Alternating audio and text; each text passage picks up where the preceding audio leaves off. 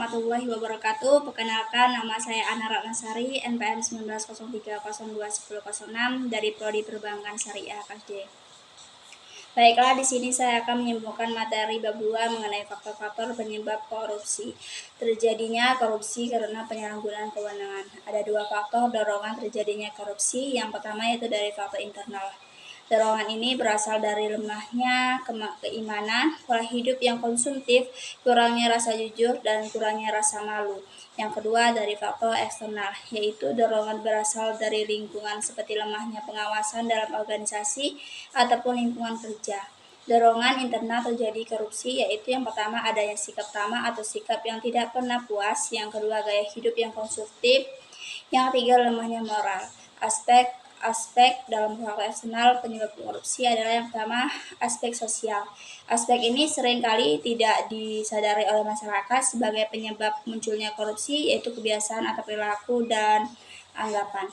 Yang kedua, aspek politik merupakan arena di mana pemerintah dijalankan oleh faktor-faktor individu atau kelompok atau partai dan lembaga atau instansi yang bertujuan mencapai cita-cita bangsa. Yang ketiga yaitu dari aspek hukum.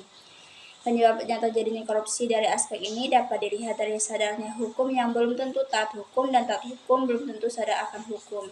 Yang keempat adanya aspek ekonomi. Dari aspek ini korupsi dapat tumbuh dari dua hal, yaitu dari yang pertama sebagai akibat ketimpangan penghasilan, yang kedua dilihat sebagai akibat ketimpangan penghasilan di ranah sosial.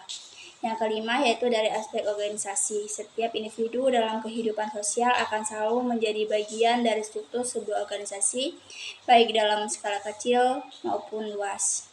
Berikutnya yaitu contoh aspek penyebab terjadinya korupsi. Yang pertama, contoh dari aspek sosial yaitu lingkungan atau masyarakat yang kurang mendukung perilaku anti korupsi. Yang kedua, contoh dari aspek politik, yaitu instabilitas politik, kepentingan politik meraih dan mempertahankan kekuasaan.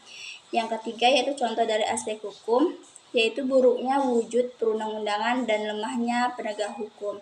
Yang keempat, contoh dari aspek ekonomi, yaitu pendapat atau gaji yang tidak mencukupi kebutuhan hidup masyarakat. Yang kelima, contoh dari aspek organisasi, yaitu ketiadaan akuntabilitas dan transparansi.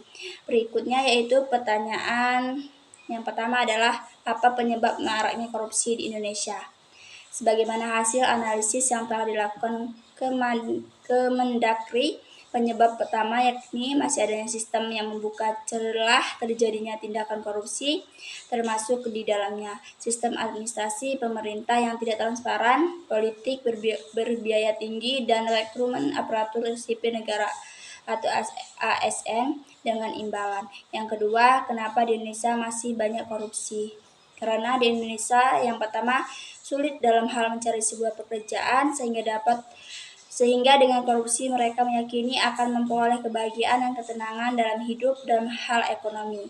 Yang kedua, tergiur dengan kenikmatan dunia semata sehingga lalai akan akhirat atau kurangnya iman. Yang ketiga dan terakhir, mengapa korupsi merajalela di dalam masyarakat?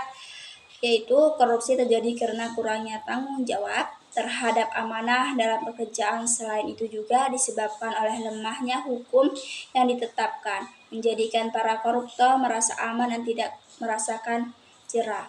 Sekian materi bab 2 yang dapat saya sampaikan. Kalau lebihnya mohon maaf. Saya akhiri wabillahi taufiq wal hidayah. Wassalamualaikum warahmatullahi wabarakatuh.